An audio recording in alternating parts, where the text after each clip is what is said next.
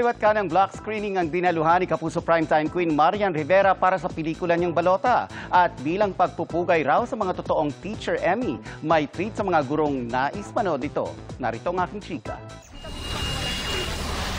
Pero may araw din kayong lahat. Kahit hindi pa ngayon o sa susunod na eleksyon.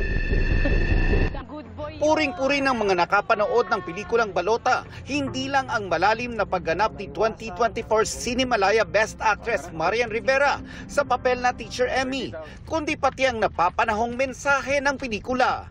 Ang Balota ay tumatalakay sa katiwalian sa panahon ng eleksyon at pagpupursige ng mga tao na maitama ito.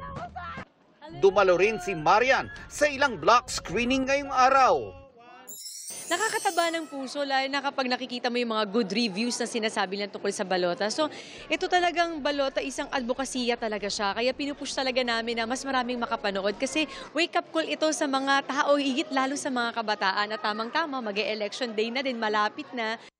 Bilang pagpupugay sa mga totoong Teacher Emmy, dahil love na love sila ni Teacher Emmy, may special rate kami sa mga teachers and student para mas magaan sa bulsa nila ang panonood nila ng Balota.